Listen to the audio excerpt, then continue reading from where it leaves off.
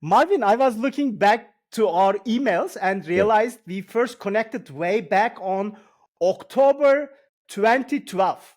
I know. It's hard. It's That's holy hard to crap. believe it has. I mean, I checked out our first email, Yeah. so it has been around 12 years now since we first met in Istanbul. It was a meeting in Istanbul, and it was great to meet you. And you have had an interesting journey from studying a history and to being an early engineer at Yahoo Yeah. and becoming a successful investor and mentor. If you were to tell your life story, what will be Yeah. the key moments, people's experiences that define your path?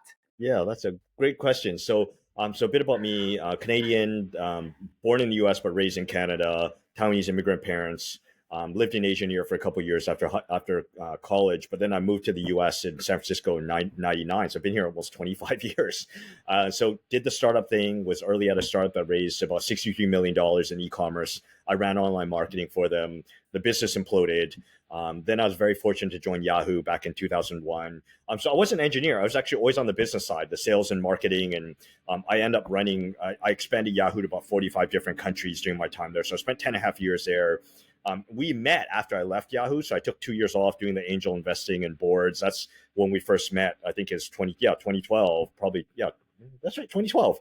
And then after that, I was very lucky to, I joined 500 startups. So I started the San Francisco office for 500 startups. And so I helped run Fund 3 and Fund 4 and ran the core accelerator program for about 6 years. Left in end of 2019. And so I ended up joining and running a gaming holding company based between Germany, LA, and Ukraine. Did that for about 2 years. So we had about 18 companies, like all like gaming studios and gaming IP licensing and everything related with gaming. So that was super interesting, going back to operating. And while I was doing that, I started two things. I started joining a bunch of investment committees of different VC funds, and I started my own small VC fund. It's a rolling fund called Diaspora. So we've been fortunate enough to co-invest on a bunch of deals. And I've also been doing investments in LP checks out of a holding company that I run with my partner from Saudi Arabia called Sukna Holdings. And so I do a bunch of different things, right? So I don't run the gaming holding company now. I rolled off, unfortunately, after the Russians invaded Ukraine, because it's hard to run a company from San Francisco and most of the team being in Ukraine.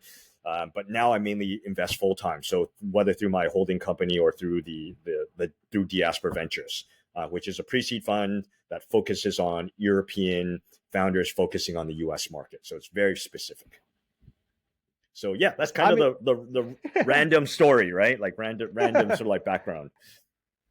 So, having been in Silicon Valley for many years now, Yeah. you have seen behind the curtain of the tech industry, hype, and startup world. Yeah. In your opinion, what is the dark side of Silicon Valley that rarely get discussed openly? Well, I mean, so many of them. I mean, the success stories of just like all the success stories get cleaned up. So there's like, and also I think the dark side is just sort of like everyone seems to think it's easier than it really is. And so you hear these stories where it's like, oh, they did this and all of a sudden they raised like $1 billion and now they're like this crazy sort of like huge company, without understanding that, well, they worked on this for like 4 or 5 years prior to this. They had a whole bunch of pivots, a bunch of co-founders like dropped out. Like there's always a long, painful backstory that isn't always sort of like obvious. And so I think there's that. I think that it's a very brutal culture, because it's just really hard. Like everyone hears about the success stories, but you don't hear about like the 95% of companies that don't make it, of founders who tried working on a business that end up going nowhere. They're divorced, massive debt. Like just like you don't hear about that part, right? So like it's a really hard journey. And it's never been easy, right? Like fundraising has never been easy. Maybe it seemed like it was easy in 2020 and 2021, but like it's never been easy. It's never been easy. I mean, does the VC industry have a close inner circle, and do they accept outsiders, immigrants, or minorities? Have you experienced or heard of any these kinds of groups among investors? Yeah, I mean, let me think about that. I mean, Not really. I think like you'll find that in Silicon Valley is pretty open minded in general, where it's like ultimately they don't really care where you come from. It's just like, are you good at what you do, right? Like, are you really are you working on something that's super interesting, and are you credible to sort of like do this, right? Because if you think about it, like what 50% of the most successful companies here in Silicon Valley like are either immigrants, started by immigrants or started by children of immigrants. And so it's a fairly open culture in general about that, but you kind of have to understand the rules of how stuff works. You got to be able to present pretty well. Like there's certain things of just like there's a like every it's fairly open minded. So I don't know if that's the case. At least that's not necessarily been my experience. And do you think that VC industry is also Ivy League, white men, Not necessarily. or I mean, so many of the upcoming funds, like most of the major funds here, have like they're all a lot of them are minorities, right? Like Indian, Chinese. There's we're starting to see a lot of like female run sort of like VC funds. There's a bunch of them now. Some of the most impressive like new emerging fund managers are like female VCs. So I think that this the industry's changed a lot. So yes, you still have a lot of Ivy Leaguers and things, but a lot of them are being washed out, to be frank, right? Like they aren't always the best ones, and they don't always do well. I think there's an element of it is an outsider business, and it gets refreshed all the time. if you had the experience you have now, Yeah, but 10 years earlier in your life and yeah, career, yeah. what would you do differently in terms of life balance and also family life? What Huh. should you do differently? I mean, the reality is I don't think like I think a lot about this, right? As you know, I write and think about these things, and I'm like, I don't think I could be doing what I'm doing right now if I didn't do like go hardcore, right? Like, I have lots, I'm very open. I have a lot of family challenges because I never really invested on the family side, invested in my career, but I wouldn't have gotten here if I didn't do that.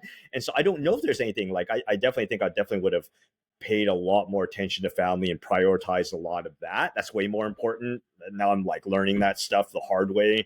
But career wise, I'm not sure I would have gotten to the point that I've gotten career wise if I didn't sacrifice. Like this is a hard like for some reason is this idea that a lot of people believe like you can have it all. I don't believe that. I actually think like you have to make some hard choices, right? Like it's not like work-life balance. I don't believe in work-life balance. I believe in like work-life choices. And so I just mean, you that's a harsh truth of just like it. I think if I was a lot more thoughtful, I think I probably could have mitigated some of the issues and prioritize things a little bit differently. On the other hand, where I'm just like, yeah, but I probably wouldn't have learned the lesson. Like, I'm not sure I would have learned the lesson. Like, I feel like people only learn the hard way, and you learn the hard way by just making those mistakes, unfortunately. I have an idea, and also would like to ask you about the family work-life balance. Yeah. What advice would you give to your daughter in a form of blog post, drawing from your own experiences? I was thinking to write my son and also daughter about some of my advices to them to read. They don't care now, but Yeah. at some point they will read what I have written in the past. Yeah. So, what should be your advice to your daughter? I think, I think that this idea that you can take your 20s off, I think is a mistake. I think you should have fun, do those things that actually really matter, right? Because of the experience stuff. And I've really come around to this. Actually, I'd recommend that you read a book called like, it's called Die with Zero by like Bill Perkins. He's a hedge fund guy and poker player, like super interesting dude. Like there's sort of like seasons of your life. And I think sort of, I wish I had a little bit more fun during my 20s and not being as serious, where it's just like, I optimize sometimes the wrong thing. And so knowing what I know right now, I think I probably would have been a little bit more easygoing in during my 20s. Because I think I went too hardcore. I was very, very hardcore in my 20s where I just felt really, really behind. And so, for example, like I'm really glad I did the backpacking thing. A lot of my friends didn't do the backpacking thing. It just did career only. So I'm glad I did that. But I think the rest of my life, where I'm just like, it was all career. I literally just put like literally almost all my time and energy into career stuff.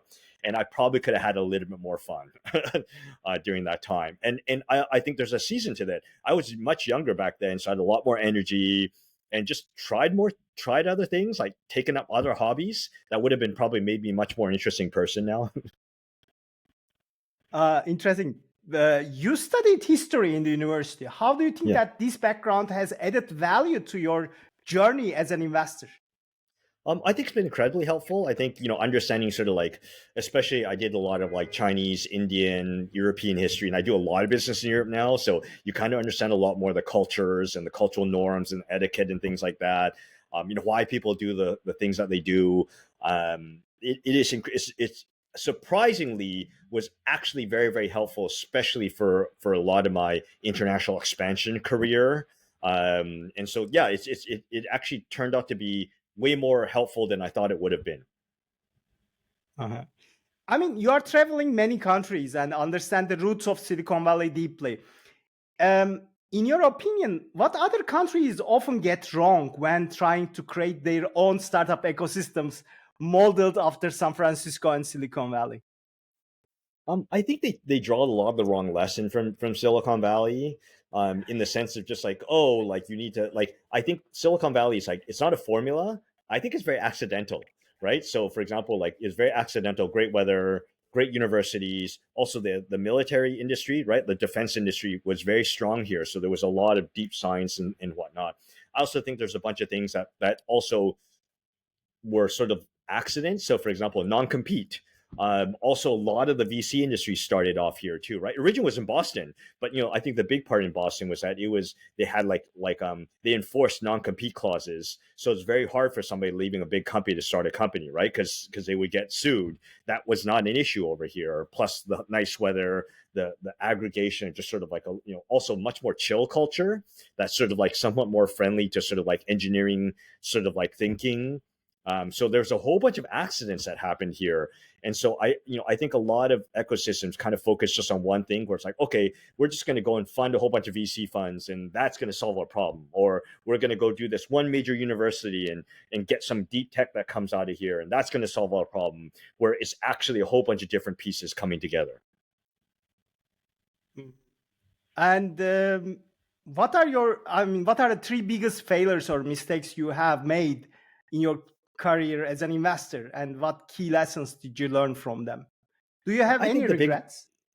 Yeah, I mean, I have lots of regrets, right? I think missing certain good deals because you're like, or for example, honestly, sort of like, doing a bunch of deals that would not be good deals. But I think you're like, maybe I'll give it a shot, and just so, for example, like I think the biggest mistake that I made, like I did so many shitty deals in 2021. So I'm not supposed to swear, but I just did so many crappy deals in 2021 because I just got caught up in the excitement of just like, oh wow, like it's so busy, it's such a crazy time, or for example, like outsourcing my thinking of just like, oh, here's a bunch of awesome investors in this deal, like it must be a good deal, and not necessarily thinking for myself. I always get into trouble when that happens. And so the deals that I've always done the best in were deals that were like not super popular, right? Like deals that were let's just say non-consensus deals, right? Where it's like people didn't understand it. Most VCs hated it. Like the companies that actually had a hard time fundraising.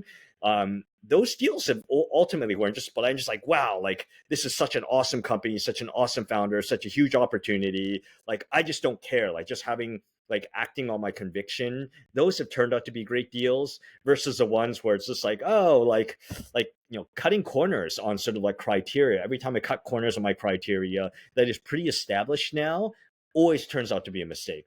Or deals that are basically like as a consensus deal. So it's like, oh, a whole bunch of other investors in this deal, like I should go do that deal. They just never work out. I understand. And what are the difficulties for challenges you face evaluating deals all over the world? Because you are getting lots of deal flow from different parts of the world. Are there any difficulties, especially not being focused on the same location? No, not really. I mean, I guess for me, because I've just done so many international deals, and a lot of my winning companies, at least in my previous portfolio, were, for example, European. So like ManyChat was like Russian, Armenian, U.S. company, right? Like, Aircall was a French company. So like Pipefy was a Brazilian company. Like, I had a whole bunch of really, really awesome companies that ultimately sort of like ended up here in the US. And so for me, I'm judging everybody sort of at the same sort of like standard. So I would say it's not, it's, and because I'm so early, I'm investing at pre-seed and seed level. Like ultimately there's sort of like people assessments, right? Versus sort of like, oh, like I can do diligence on customers. They have no customers, they have no users, they only have a product most of the time. And so it's just sort of ultimately they're bets on people.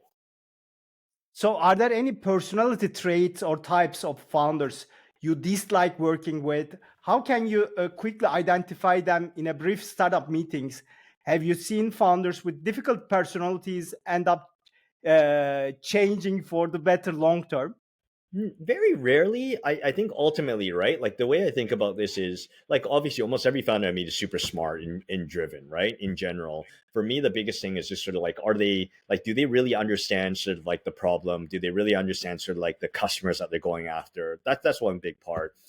Second big part is really like, how do these founders actually compare against sort of like my top 10 percentile of founders, right? The Oliviers from Aircall, the Lauras from Shippo, you go down the list of like, Alec from Trade Space, right? Like we're like, I've been a backer of Alec like many times, right? From 500 startups days all the way through to even like my Sukna holding company days, right? Or just like I put multiple checks into this company.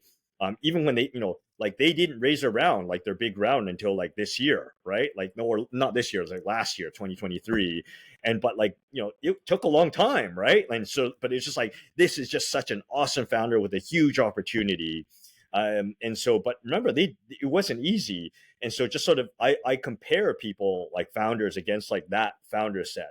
And every time I broke the rule, that deal has never worked out. Uh, Tell about the rule and evolution process and mindset. How do you select the startups? Yeah, ultimately, sort of, so it depends on sort of, on the vehicle, right? So I have two vehicles, but I'm mainly investing out of Diaspora right now, right? I'm not doing as much stuff out of my holding company, where it's mainly LP checks.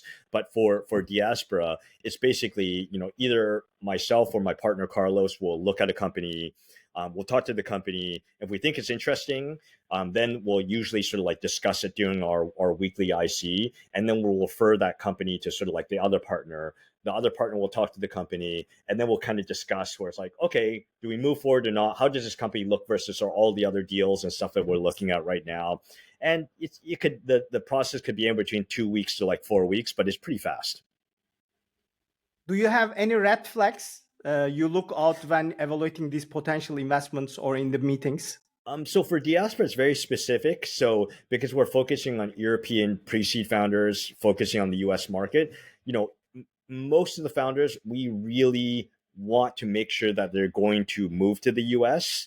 I think there are some exceptions where it's like, okay, if you're an open source developer tool, not as important. I think it's helpful to be out here, but like not as critical. But I think almost any other business where if you're not here in the US market, you just don't grow as quickly.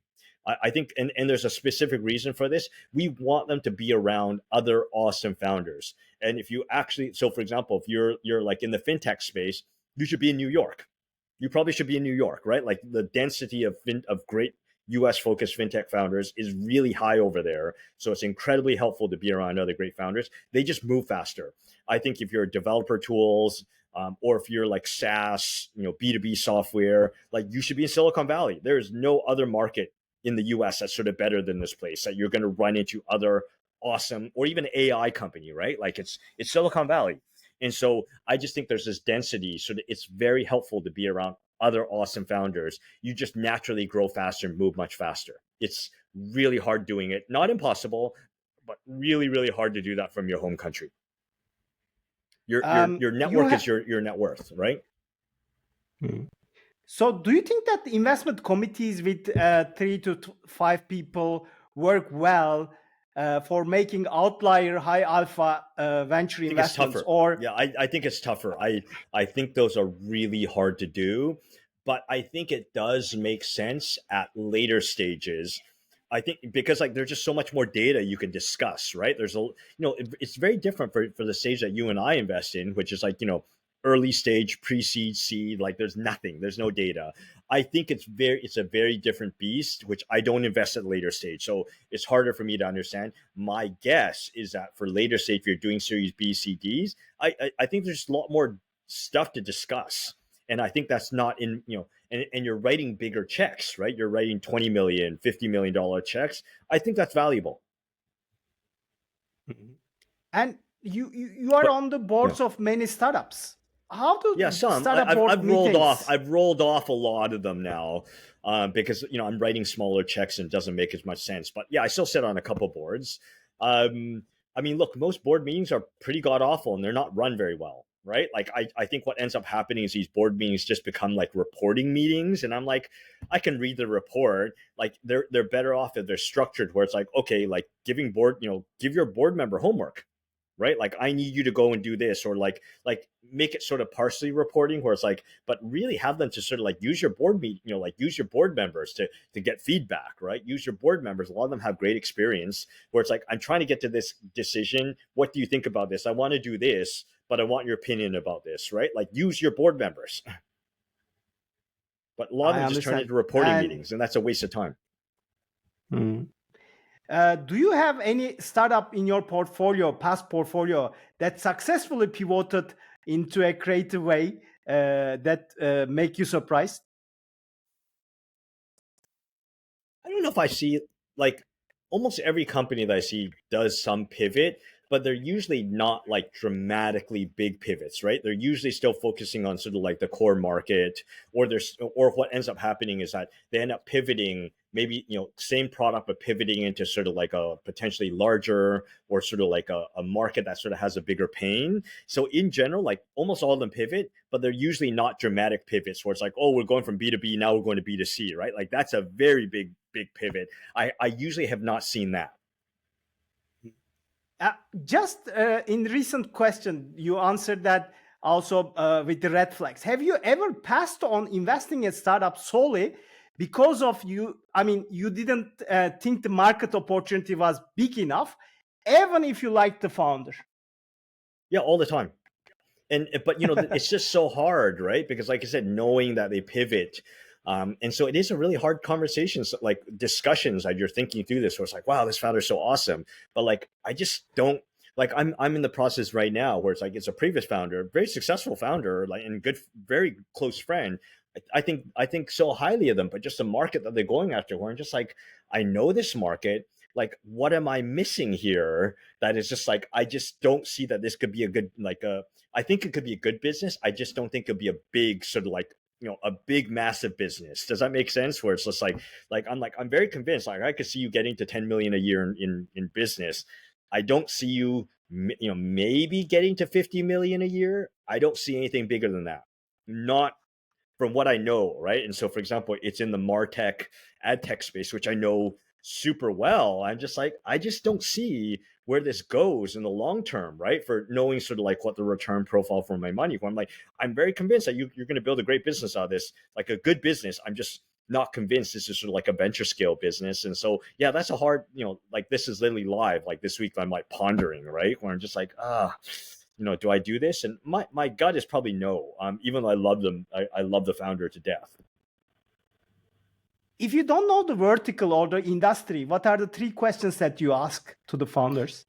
One of the big questions is really sort of like, it's less about market size, but it's more about the competitive landscape of just like who's a direct and indirect competition that helps you figure out what that market is, at least for me, right? At least to triangulate, like, could this be a big market or not? Or is this a potentially big market? And then it helps me with my research later on to go and dig in a little bit more deeply. That's probably the biggest question, right? Like, what's your direct and indirect competition, and tell me why. And then the big part is like, tell me why you're going to win. And another question is really about who their customer is. And for example, you have worked in 500 startups more than 10 years, I think. 6 years. 6 years. 6 years. Yeah, it felt like 10, but like 6 years. I mean, acceleration programs such as Y Combinator, 500, Techstars have been, and many more, very popular in last decade. In your opinion, how have these types of programs evolved over time, and do we need acceleration programs now? I mean, I think like YC still does a great job, right? I'm a big fan of Gary Tan in general. I think there's like there are a couple good programs. I think Pioneer's interesting, but the reality is that most of them are kind of obsolete now. I do think sort of the pandemic kind of wrecked a lot of these programs because most of them became virtual. And so I think the programs that are able to sort of like go live again, so YC is doing live again, and I think they're shrinking the classes. I think going back to basics are still valuable, right? Like being around other awesome founders, I think is really valuable. But I think most programs are kind of garbage right now, because most programs have gone down the route of really, their business model now is working with corporates or governments and getting paid by them. They're not investment programs, and so that changes the nature of these programs. Mm-hmm. And so I think most of them, and Silicon Valley, I think is also, I would argue, outside of YC and maybe like I think what's AngelList's program? AngelList has a related program that's not bad either. But just like outside of those ones, maybe Pair VC, I think most programs are probably not worth doing, because I think most that we have enough of there's just enough best practices out there. There's lots of masterminds. I think just naturally you're seeing a lot of like second time, third time founders. There's just a lot of expertise right now. So I think the original role that these accelerators actually provided, it's just less important now. So I think it's a much more mature ecosystem, and in a mature ecosystem, accelerators become much less important in general. And I think there are lots of content nowadays, because when it was more 10 years ago, the content hasn't been. Yes, I mean today it can be found everywhere. I mean on YouTube and from the part that lots of blogs. The part, and mentorship is pretty much everywhere now. I think the biggest thing that accelerators can provide is really the community piece. And you're seeing people like On Deck do a pretty good job of sort of like building community of founders and great founders. You're seeing masterminds, right? Like that's become a thing now. So I think like the role of accelerators is still important, but just not as important as it used to be. I think you have invested hundreds of startups, 400, 500, I don't know the exact number. I'm at about 463 as of now. What are the common patterns or traits have you seen the most successful founders? They're just, they have a great understanding of the customer base, but like they're very mission oriented, right? We talk a lot about this. So we're just like, they're just going to work on this thing like with or without your money, right? And so just like they're relentless. They're just like really, really good. They're learning machines. Like they're smart, but also humble at the same time. One of the traits I just can't stand is like arrogant founders who think they know everything. I think there's a big difference being confident and being arrogant, right? Where it's like you can be confident, but like, do you still sort of like, are you a truth seeker, right? In the sense of when I say truth seeking of like, hey, I'm trying to get to the best decision. So I want to go and understand sort of other people's perspectives versus like, I know everything. Like, you don't need, like those founders just never last. And so what is the biggest mistakes that these kinds of first time founders make? They don't ask for advice, and not to say you have to take the advice, right? But I think it's ultimately sort of like they don't leverage their investors, or they look at their investors as sort of like more of a. So I'll give you an example. Like I think a good founder, like they're very, very good about like updating you, right? Good news, bad news. They're sort of like really good about updates. Versus sort of like most founders are like they only update you when things are good and they just disappear. Like, and this is usually most guys where like it's usually guy founders where when things are not good, you never hear from them because they're just embarrassed, right? And I'm like, I'm not going to judge you by like bad news, right? Like just tell me what's going on. Like don't surprise me, right? Like good things, bad stuff doesn't matter. Like we're here to help you, right? Like, and so leverage us. Where like for me, it pisses me off when a founder tells me, "Oh, we're just shutting down," and I'm like, "What?" Like out of the blue, like this could have been headed off like 6 months, because most likely you were already having problems like 6 months or 9 months ago, and you just didn't have the courage to come and reach out. Like I'm not going to yell at you.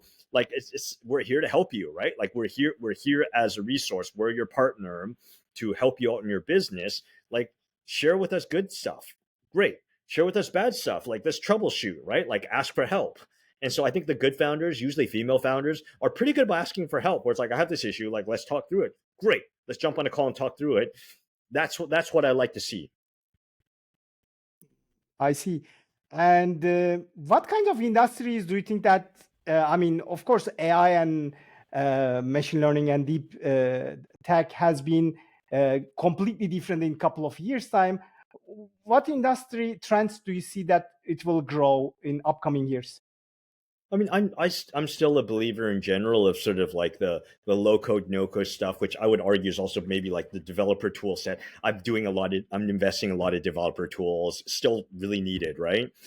Because ultimately, if you think about it, sort of like what are the products and tools that are going to be used by people? And so I do, as you know, I do way more B2B stuff now because the space that adoption of from SMBs or large companies of technology is still relatively low, right? So just like there's still a lot more room for adoption of tools, like outside of AI tools. Like I'm just talking in general, like basic cloud services. Most large companies are still not using cloud services. A lot of software is still on-prem, right? I think this growing sort of like solopreneur, growing sort of like SMB space, there's still lots of tools that are still going to be used by them, right? There's glowing influencer class. Like there's just so many new sort of like businesses and that are sort of like growing, and they're all going to need to use products like software products, right? To sort of like because software is leverage, right? Allows them to sort of like, instead of people doing it, you're using technology. So there's still lots and lots of room for growth there. So I'm still looking at these type of products. If you have been super character or in Marvel stories, who should you be, and what should your superpowers uh, be today? Yeah, I mean, I wish I was Tony Stark. So just being super smart, right? I wish I was him, or maybe or maybe using Batman, where like I'd love to be Batman. These are just like normal people doing sort of like extraordinary things, right? So I feel like that's sort of the big thing of just like being super. I wish I was like that, like super smart and helps to be super rich. Both of them happen to be super rich. What is your superpower, by the way? Hmm. I think I'm pretty good at digesting information, and I think I'm a fairly direct communicator. You know my reputation. Not all my companies like or love me, but I do think sort of I'm pretty good at sort of like at least trying to be helpful, from like at least trying to tell the truth, because I think so many investors don't tell the truth, and that's an issue, right? Like that is a legitimate criticism of most of Silicon Valley, or just like most investors. They're not honest, and I think most investors, like they believe it. Like I'm a believer of sort of founder friendliness, but I think they think about founder friendliness in the wrong way. Like for them, it's just like, I'm your cheerleader. And I'm like, no, like that's part of the job as an investor, to be your cheerleader, right? But I think part of your job is also telling the founders, like when you think they're doing something wrong, or they're going the wrong direction, or they're not facing the reality, where it's like the and I've been having so many of these hard conversations, particularly this last year, almost 2 years now, of telling founders where it's like, hey, your burn rate is out of control. What are you doing? This doesn't make any sense. And ultimately they don't have to listen to me, but like having those hard conversations where it's like, okay, should you be fundraising? Maybe you shouldn't be fundraising, or maybe you should be doing this instead, because I've been doing this for a long time, right? And having those hard conversations, most investors either don't know what they're doing, or if they do know what they're doing, but they don't want to offend the founder, but then that's not good for the founder in the long run. So I actually think, I don't know if that's my superpower, but not all my founders like me, because of just like, I'm willing to have that hard conversation, and challenge them, right? Like that's actually your job. So, how to become a brutal mentor? What is your secret sauce? I mean, ultimately, it has to be like, are you trying to do the right thing for, like, look, I will, most of these companies will not work out. I know that that's a game, right? But are you ultimately trying to do the right thing for them and for the business? I'm brutal. At least I think I'm brutal, not because I want to be an asshole. I think I'm brutal because I ultimately sort of like, I care about them and the business, right? And I have told companies where it's like, just shut it down, right? Like, what are you doing? This makes no sense. Just shut it down, right? Yes, I'm going to lose all my money, but whatever, right? Like, I know the game, but like, you're going to lose your time, and there's no, ultimately, sort of for where the business is at right now, there's probably no future. Just shut it down. And so I'm willing to have those conversations because ultimately it comes from, at least I think I'm trying to do sort of like right by them. And so it has to come from Uh, doing right by them. and reverse, if you could pick a person to be your mentor, who would it be? I don't know. I mean, I've been pretty lucky already with my mentors, right? In general. So like remember some of my mentors are virtual, right? Where it's just like, oh, like, like whether they're some of them are dead, right? Or the books that I read, or some of them are just like virtually from listening to interviews and stuff with them. Like probably Charlie Munger. I think he's like one of the smartest dudes around. So unfortunately he's passed away. But I've read I'm reading all his books and stuff, and I've read, Poor Charlie's Almanac, and I've listened to his interviews. And so I feel like you can get mentorship without sort of like having them. But I've also been very, very lucky. Sort of, I'm in a bunch of great masterminds. I've had a lot of great VC mentors. And so I'm pretty happy with sort of who I have as sort of like mentors right now, both virtual, dead or alive, as well as sort of like live mentors. So yeah, I've been lucky so far. So I know that you are reading lots of books and also listening lots of podcasts. Any recommendations for startups and entrepreneurs? I think in general, there's just so many great things out there. So I'm a big fan of David Senra's like founders. I invest like the best. Patrick O'Shaughnessy's like unbelievable. I'm a big fan of 20-minute VC. So Harry's a friend. He's awesome. So there's so many great podcasts out there. There's so many amazing podcasts out there. I recommend sort of like listening to these podcasts. Are all good. I also like Turpentine VC. At least as an investor, I get a lot of value from Eric Turnberg. Does a great job of interviewing like great VCs in general. So many great resources out there, but so many awesome books. Like I actually think like listen to the podcast, read the blog post, but like actually go and honestly just go read books. Marvin, thank you very much. It was a always pleasure to talk with you and a great conversation. Thank you very much. No, thank you for having me.